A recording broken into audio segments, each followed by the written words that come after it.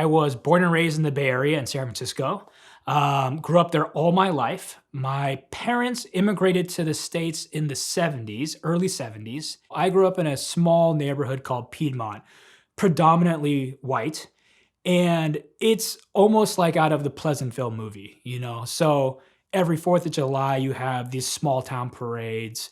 Everyone knows each other. There's 3 elementary schools, 1 middle school, 1 high school. So by the time you get to middle school, you know everyone in the city. I think my parents were very conservative and they wanted to raise me in the home as a Korean.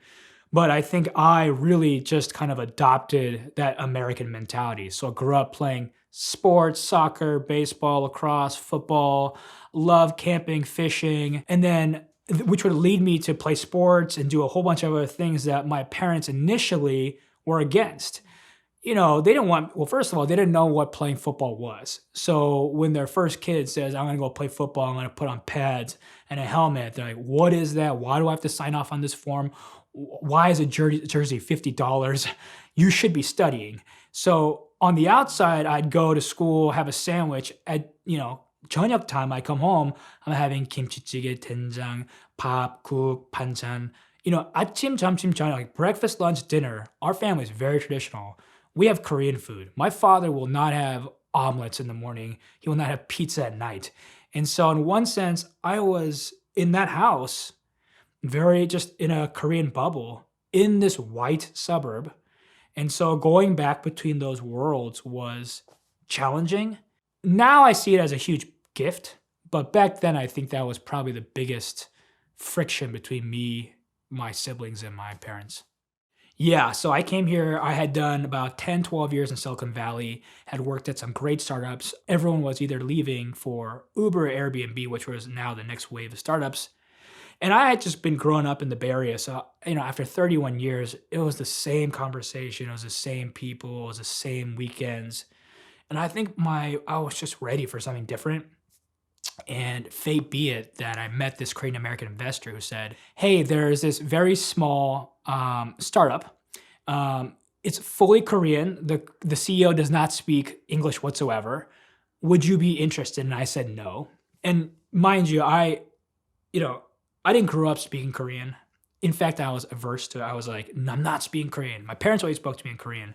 And I was always like, we're in America. Why can't we speak English? And so I had no interest in Korea. I didn't speak Korean. I had no interest in having any part of my career there. I thought actually it'd be detrimental. In 2014, though, he said, since you're going to go visit your grandma, he knew I was going to go visit Korea in the summer. Why don't you grab a coffee with him? It just because I went to go see my grandmother that since I was here, I'd have that coffee. And I did. It was funny because the office was located in Jamsil, and so there's a beautiful lake there. And so I think he was quite nervous too because he said, I can't really speak English and I know you can't speak Korean. Why don't we go for a walk? And what's interesting is that walk totally changed my life. So within 20 minutes, this man had just convinced me that this is the company that I should be at.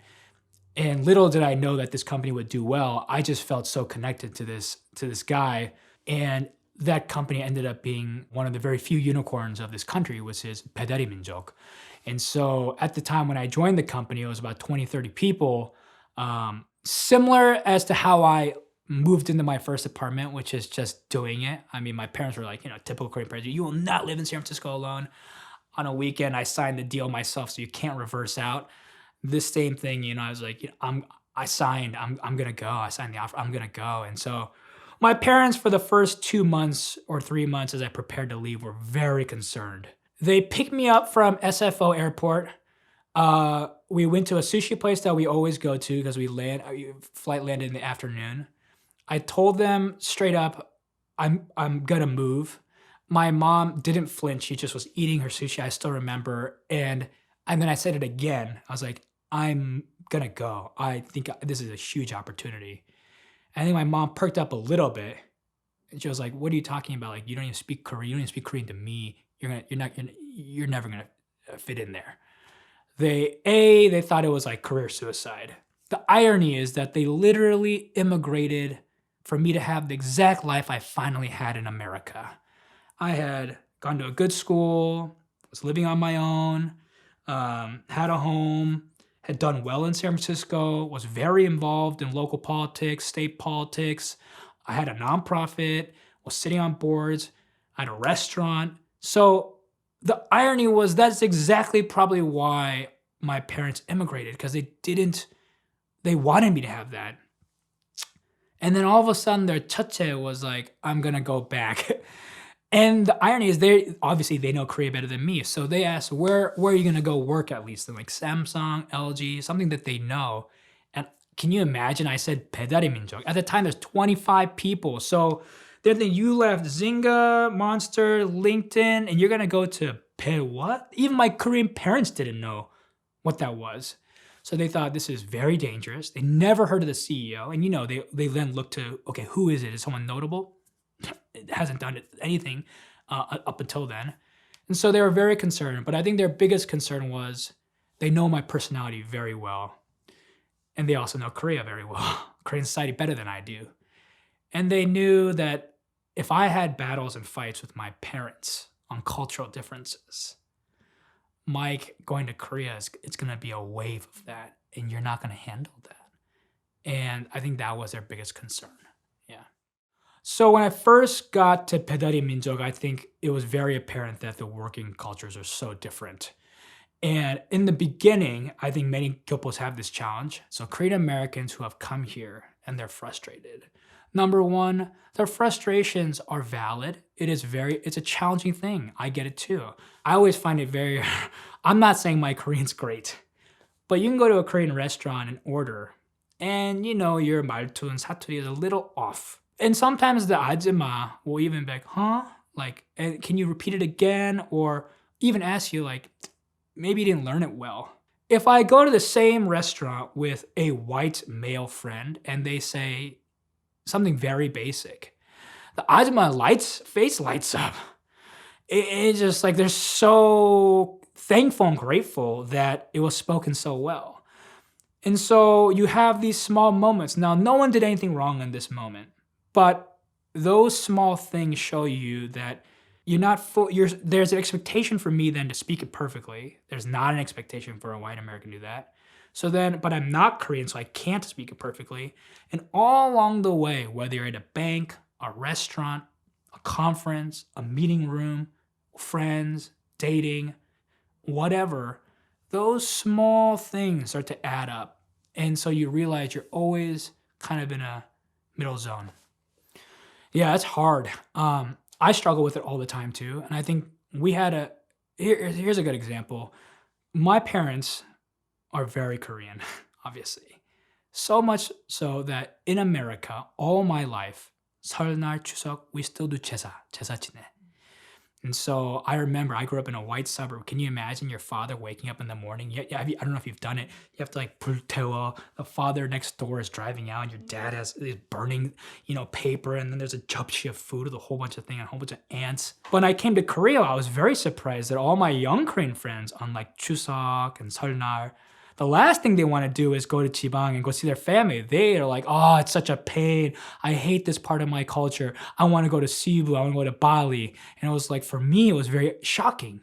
What it taught me, though, was that in the Korea here evolved to a different type of Korean culture. My father, living in America, is still 1970s Korea. And so I lived the 1970s Korean style. And so, because I didn't know any better, even the words that I used, for instance, the first time I moved to Korea, I went to Home Plus. And I thought, this one I know, I can't speak Korean, but I was like, this one I feel confident about. So I went there, I asked the 아줌마, 혹시 담아 있나요? She said, what is that? And I was like, gosh, all my life, this is the one, I know this one. She says, 담아 없다. We don't know what you're talking about. I go back to my office till I come back, and I bring her the light bulb. But they don't call it tama because that was an old Japanese word. But I had no idea because that's what my father and mother used all their life. So when I speak Korean, even my young Korean friends think, you can't speak Korean, but you speak a 옛날 Korean. So it's even weirder. So in a sense, I'm in a time bubble, and so are many other Korean Americans. So when they get jolted into 2021 Korea, the Korean they learned doesn't apply really anymore here. Their American lifestyle doesn't really apply here. So it is a challenge. But again, I think that's what makes Kyopo so special, is that you have to leverage that. My family and I would visit Korea every 5 or 6 years. It wasn't something that we always planned to do. Now I've become a bridge for my parents to come back much more often, maybe 2 or 3 times a year. They have seen a whole new Korea. You have to remember, my father's 77 years old right now. So when he left, there wasn't even Incheon Airport. I remember a couple years back, my father and I think we were going to Jeju-do. And so we were at Gimpo-gwangan. And my dad's not a man of many words anyway, but he was looking out the mirror or the window. And I walked over to him because he was just sitting there. And I can see I think he was getting a little teary-eyed. And so I said, "Oh, 아빠 괜찮아? Are you okay?" And he's like, "Last time I was here, I was crying so hard because he didn't want to go to America. But my father's family grew up very poor. And so, his 3 sisters did everything for him. And so, they sold, 편의점 stuff and all that. And so my father's very, very Korean.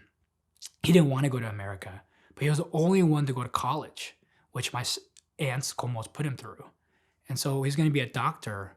He had to make the money for the sacrifices. And so last time he was at Gimpo Airport was because of that. And so when I think back now, what he saw Korea back then with one airport and him leaving, and it was probably very different, to now his son coming back and showing him, a whole new Seoul with matjips. Funny thing, he never thought Itaewon he'd ever come back and it'd be a place where you can have a gin and tonic and American burger. He still thought of Itaewon as a place where, army people go and fight. And he used to always say, "Don't go there, it's very dangerous." But that's how far the country has come. So now they are very happy with me being here. They're very, I think, proud of it. And I have helped them come back to the country in a sense. As you grow up, your parents immigrated, so it was difficult. At a skin level, you're like, "Oh, it must have been hard. It must have been hard." You don't know. Moving here, my first year in Korea, I was the immigrant. And it dawned on me so hard, finally, after 31 years, what my parents must have gone through. And in one sense, I had it pretty easy. In Korea, at least, there's some understanding of English. In America in the 70s, there was the Safeway cashier doesn't have a little understanding of Korean. Everything must have been a battle for them. I was, 31 years old. I can't even deposit my own check. I can't even take out money out of the ATM. I was just confronted with, oh my gosh, this was so hard. How did my parents do that to give me everything I had? They sacrificed. And so now I do feel, because of that, I owe not only them, but there was, like I said, a long line of people, my aunts, who got my dad to college. And my dad went to college, so that got him to America. And that then got a wage that allowed him to have a home, that allowed him to feed me, that allowed me to go to college and all that. So there is a long line of people, thousands of generations if you go all the way to the end, so that I could have had the privilege to have attended a good school and to be where I am now. That is not to buy homes or cars or whatever. I think that in my personal view, it is now a whole bunch of people sacrificed to you to get here. It's now time to give back. And the question is, do I do that in America or Korea? And in my first decade out of college, I was so involved in the American Society of San Francisco and nonprofits and colleges there, or politics there. And now I don't think my purpose has ever been more clear, which is that was your learnings to apply here.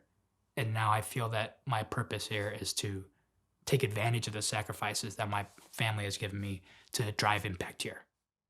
My name is Mike Kim, and this is my Korean American story.